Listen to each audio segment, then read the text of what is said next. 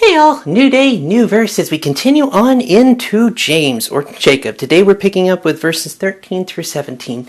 And it's on the warning about self-confidence. And admittedly, I have been reading a bit of Ecclesiastes, and I do think I have to get one thing out of the way. I was just to the doctors, and they mandated the mask thing. I told them no, and I ended up leaving. And I admittedly, for personal beliefs and religious beliefs, it made me realize that how I did it might necessarily have been the best. I tried to point out that I wasn't going to do it for religious reasons, and the doctor in question was talking about they're religious too, and I had made the comment that wearing a mask doesn't make any logical sense to me. And, I left it at that, and I tried to leave politely, because I don't want to pick a fight with anyone, and not over this kind of thing. I don't want to pick mindless aggression. I simply wasn't going to do it. I understood his reasons too. He's had people say, I'm not sick at all, and not done the mask thing and gotten sick, and he doesn't feel it's fair to his patients. And I can respect that, because he cares about his patients. Admittedly, the way I should have done it better was to talk on that level. And it was a brief interaction, so it was a little harder to do. Pardon the sweat, Vegas is warm. But it made me realize that there are certain ways we need to do this, and I guess I just wanted to clear that out because I needed to be honest about it. I needed to be forthright about the fact that, getting this right is a pain in the ass sometimes. It's difficult to do.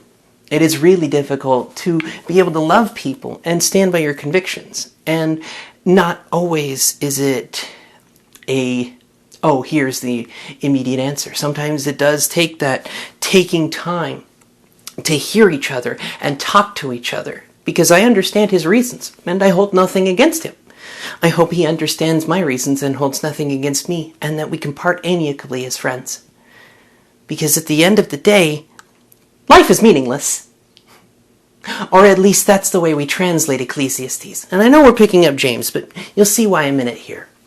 Because that word translated as meaningless doesn't help anyone. The better way, I think, to translate it, the word it actually is hevel. And I know I'm out of frame a moment. I'm cracking a window for a little bit of cold air in here. The word hevel is smoke or vapor. And it's better translated that way because it talks about the mystery of life.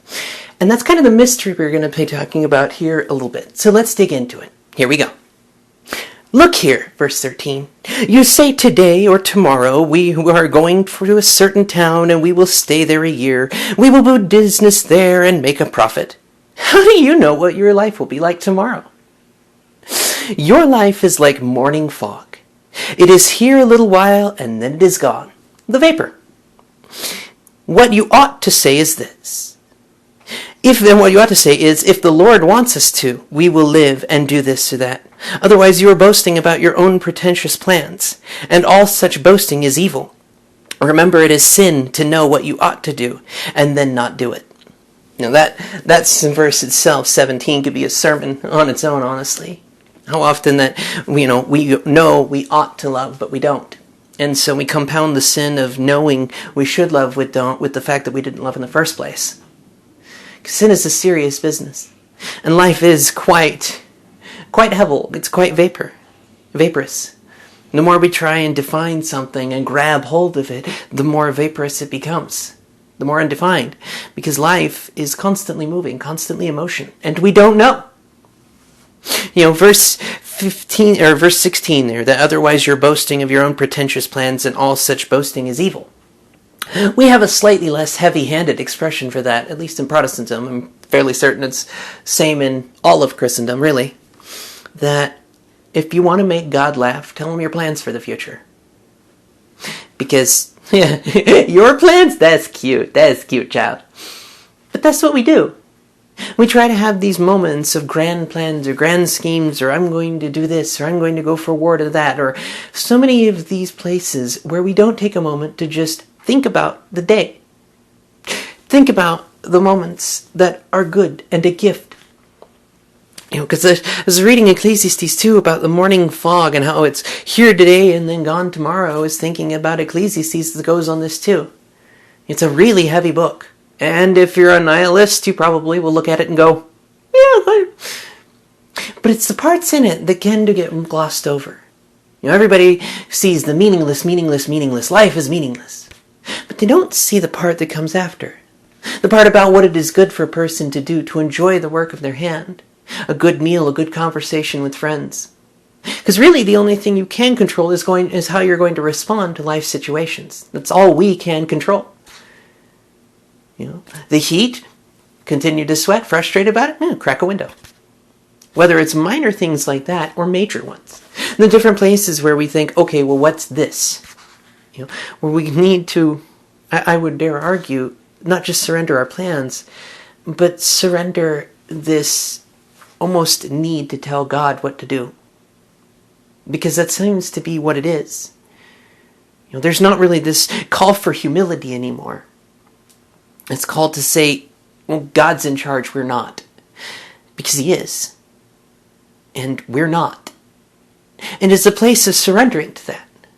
Surrendering the plans to say, okay, God, this is what I would like to do. And if you're willing, I know I'll do it. But what do you want me to do? Because this is what I want to do. I want to go into this and making these things and all sorts of cool stuff. What do you want me to do? Well, you're going to do this. Oh, okay. I'll give you a quick example here. These earrings. I know I've already talked about making jewelry a little bit here. These made them as well. And I don't know if I've shared it here, but I'm going to keep sharing it because of how beautiful it is to me. When God told me to start making these, He gave me 2 verses. Well, He gave me a verse and something to remember. The 2 verses were what I'm counting as a verse, because it was essentially just the beginning of Exodus 31. The 2 men that were chosen to create the Ark of the Covenant and the tabernacle, and that they were given wisdom to do so, that they were given the knowledge of how to do it. Because all wisdom comes from God. And then He reminded me that Paul made tents. Because often, it's just a matter of surrendering our plan to Him. Surrendering us to Him. Coming as we are and letting Him shape us into who we are supposed to be. Because when we play the world's game, we win the world's prizes. And the world's prizes are sin and death. It's the resource that's trafficked in right now all too often. How many people are, well, we're going to use fear to make you do what we want. We're going to use anger to make you do something foolish.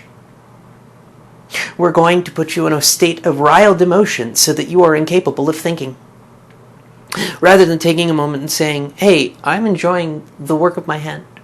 God gave me this task to do and I'm going to enjoy it. I'm going to live differently. I'm going to say that I don't care about Babylon. I'm going to work for its benefit, but they come and go. That's just how this works. Kingdoms come and kingdoms go. People in the long past are forgotten by the people today, who will be forgotten by the people to come. As Ecclesiastes puts it, paraphrase slightly. So why do we get up in an uproar the way we do about things that don't really matter? That don't really have the meaning, that don't have the substance of life? Because I would offer that the substance of life are those places of joy and respite and peace that God gives us so freely and so mercifully. Because He is good, and He tests us, and He uses others to test us and to shape us.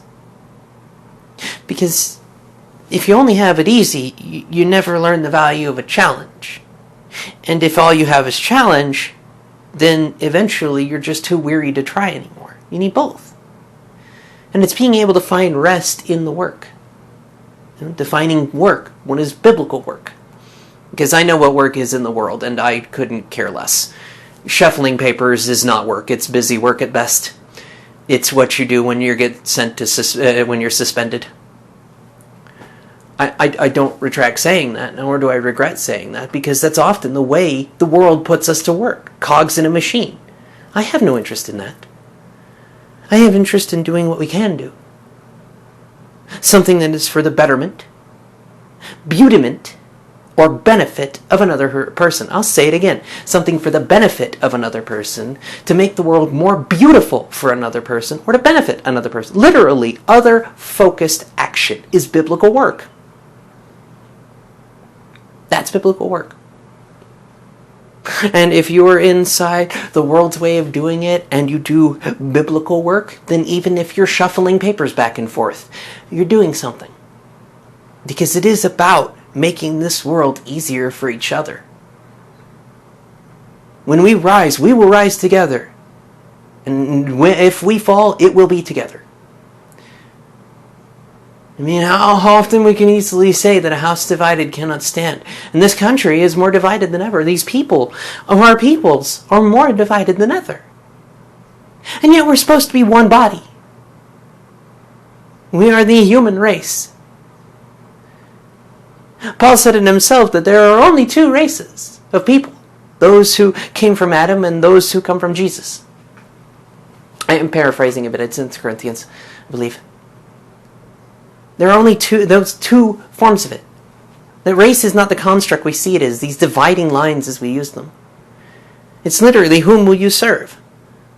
Yourself or God? And when you're serving God, it looks like serving others. I mean, Jesus said it himself. You gave me a cup of water when I was thirsty. You fed me when I was hungry. You clothed me when I was naked. And they will say, well, when did we ever do that? And Jesus says, when you do it for the least of these, you're doing it for me.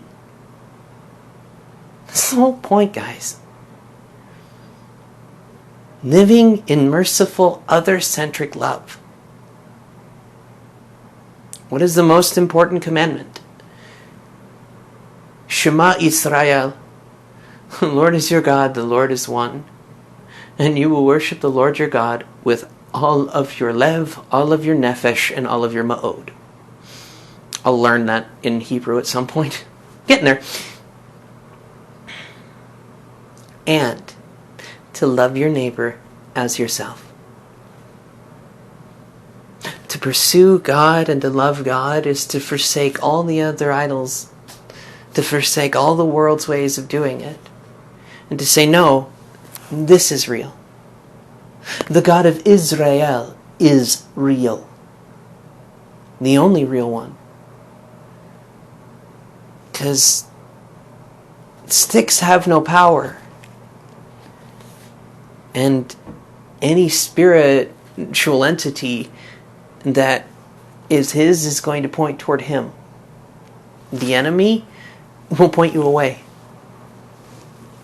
Dig into the Word. Dig into Jesus. Because only by his blood can we be saved. Only by his mercy can we be spared.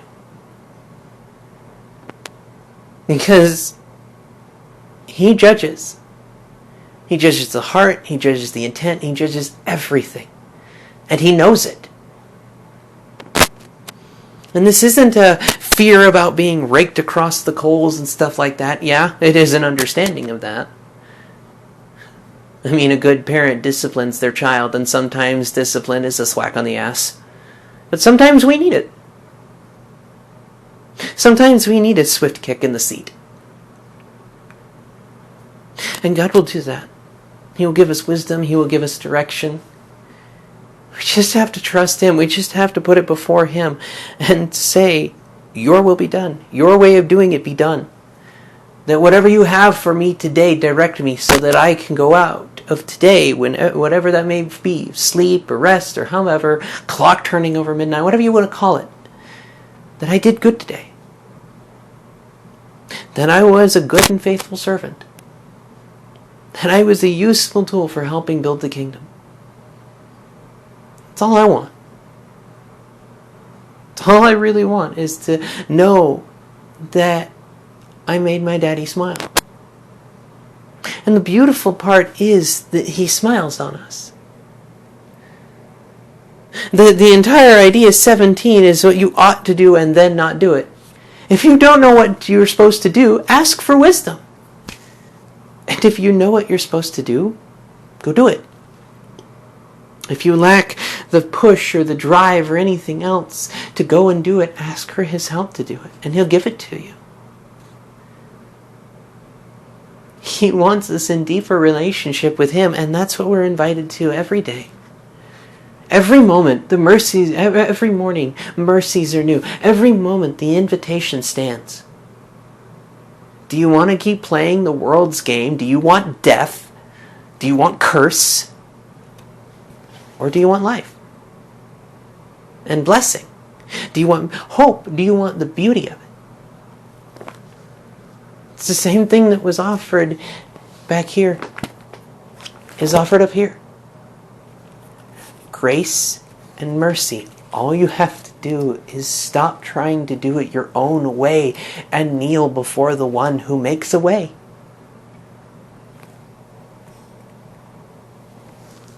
Surrendering your life to the one who makes you live. I know it may not sound like it makes the most sense. Sometimes I don't think it's supposed to. Not on the surface level anyway. It's an invitation to dig deeper. To meditate on it all day and all night. Because if this is being used as a book of morality, you're screwed. There's only one entity, only one being in this book who got it right. Yahweh God. There's only one human being who got it right. Jesus. Perfectly God, perfectly man. Everyone else in here, like all of us out here, are morally compromised.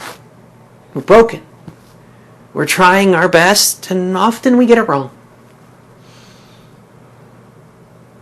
We'll try and we'll screw up. And we'll try again and we'll possibly fail. But the truth of it is that as long as we keep chasing after the Lord, we've never really failed. Until we give up, we haven't failed. We've just learned how not to do it. So I implore you, keep digging. Keep digging into the Word. Keep reading. Never turn away from God. Neither right nor left. Because the only one who can save is Jesus. And our Abba, our God in heaven, gave us a love letter to remind us we'll be okay. That the dark won't last forever. And that pain will not be the end. A love letter that reminds us that sorrow may last for the night. Joy comes with the morning. A reminder that when we come close to God, God comes close to us. And that much like the Song of Songs, it is an intimate relationship chasing after each other in pure, unadulterated love. Agape love. So turn to Him. Because without Him, we're never going to make it. We can't. Ecclesiastes put it so well. Without Him, we are nothing more than animals. And I think you can see that in the way society is behaving lately. Stalking people in the political area, firebombing, torching neighborhoods, destroying. We've become less than animals. At least most of those don't crap where they eat. And yet that's what we've done. We have a society that has become less than animals. Because 30 years ago we started pondering the question, do you have to have God to be moral? You have to acknowledge Him. You have to recognize Him. Because we've seen what it looks like when the world decides it doesn't want Him. And when it's left to its own devices, we cause hurt, we cause death, we cause pain. Don't believe me? Flip on any news channel for 30 seconds. They'll tell you to hate somebody. They'll tell you to be riled up, to be hurt, to be wrathful. They'll tell you to savagely go after your opponent in not so many words. And I'm here to say no. No. No to the world, no to the enemy, no to any of that crap. We know what we ought to do. Love your neighbor as yourself. And if you know you ought to do it and you don't, it's sin. Simple as that. So perhaps I will call my doctor and make sure that we can part as friends. Because we only have the one enemy. We war against principalities and spirits, not against people. So let us fight the right battles against principalities and spirit, and let us fight them the right ways, on our knees, in reverent, humble, and unrelenting prayer to the one who saves. Because without him, it's just going to get uglier. But hey, for the believers, we know. We already read that book. We've already read Revelation. We know it's going to get ugly. We also know God wins. We know that war comes. Conquest is ever present in a world like ours. Famine is the end result of humanity doing what it does, and plagues rage on. Death nipping at the heels of all life. 4 horses streaking across the sky that do not stop. Because humanity doesn't want them to. We don't. We don't want an end to war. We don't want an end to conquest. If we did, we'd live different. We don't want an end to famine. We don't want an end of pestilence and plague. We don't want an end of death. Because if we did, we would turn to the source of abundance and life. The one who makes the rain. The one who makes a person live. The God of Abraham, Isaac, and Jacob. That's the end of it. That's the simplicity of it. That's the option. Which do you want? Because God is in control. Always in control. Over the good and over the bad. Over the trials and over the mountaintop moments. If we truly want to see something different, we need to chase after the one who is. Because nothing else this world has to offer will change. There's nothing new under the sun. What will come once was. What will be was long forgotten ago. It's the same repetitious cycle. Question is, are we tired of being on the merry-go-hurl? Or do we want to get off and get into real? As we can plan all we want. We can criticize and hate each other. We can divide and cut each other apart. We can cruelly do all of these things, or we can live what we believe and love. We already know the most important commandment. We know what we're supposed to do. Go forth, make disciples of all the nations, Judea, Samaria, and into the ends of the earth. Well, the Western world is founded on Christianity. Now maybe it's about time we start acting Christian. I will see you guys on Tuesday for when we pick up with chapter 5, a warning to the rich, and then continue on with patience and endurance. Because that's what it is. It's patience, it's endurance, it's trust, it's hope, and it's living in love, powered by the one who is love and who animates us, so that we aren't just on, we're truly alive. I'll see you then.